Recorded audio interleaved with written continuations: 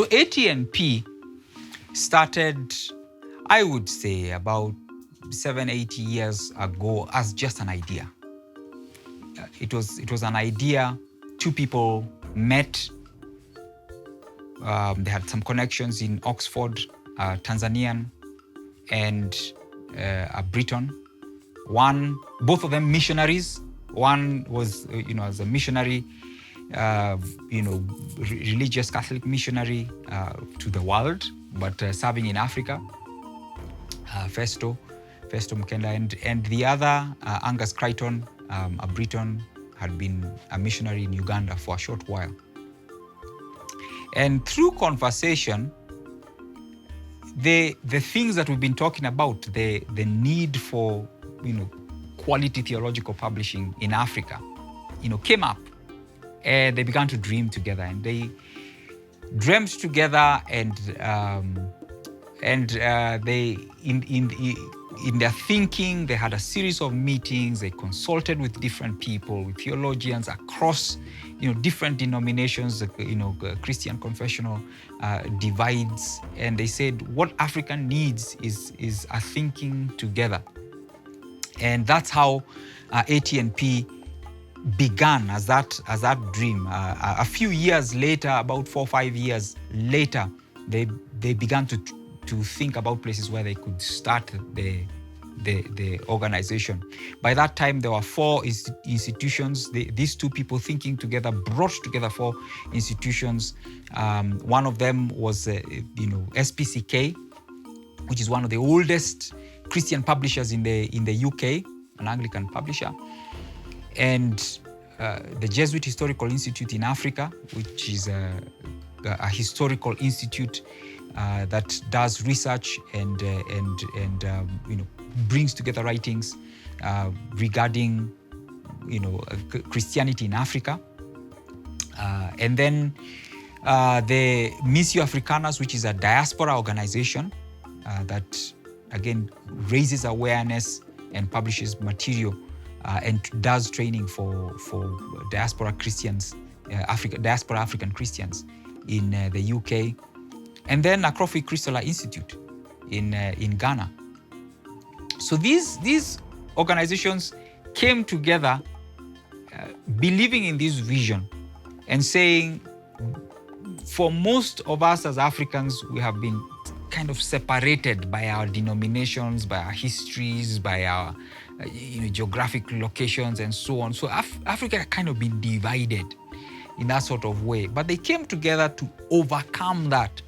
And they brought together African Theological Network Press. And then the network is very important there, because that's one unique thing that ATNP brings to the continent. The other thing that ATNP does is that, or that is unique about us, is that in addition to networking, being a network of 4 institutions, ATNP does not see itself as having a monopoly.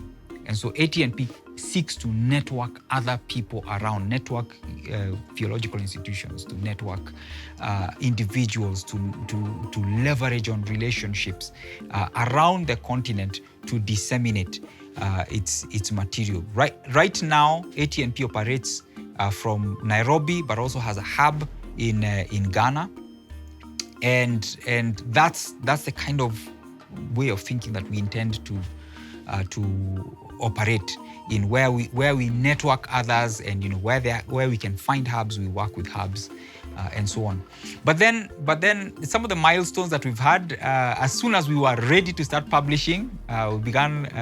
Our first books came out in February of 2020, and about 3-4 weeks later, COVID broke. So right now we have 5 publications that have come out. We have several books. So we have Emmanuel Katongole's The Sacrifice of Africa. That's a book that was previously only available in the West. Yet it is a book written for Africa. It's a political history, political theology for Africa. Again, thinking Christianly about politics, and so a very unique, different way of thinking about politics by an East African scholar. And so that now is available in Southern Africa, it's available in East Africa, it's available in West Africa. And then after that, we were able to do a number of things, actually. We were able to make a book that was available here, Jesus in African Christianity, that was published by Acton Publishers. Published that in West Africa, because it was previously only available in East Africa. So look for resources and made that available in West Africa and got the publishing rights for that. A book that was previously available only in West Africa, Jesus in Africa, also a Christology title, we made it available for the first time in East Africa.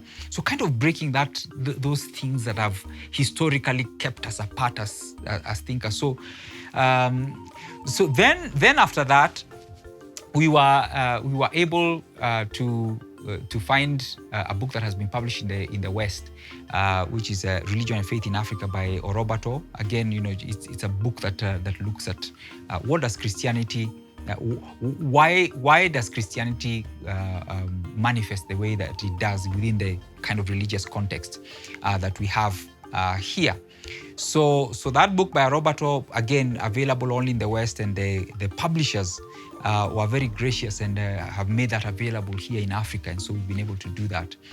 And then just a few months ago, in November of 2021, just as the pandemic was kind of subsiding, we were able to publish our first original title.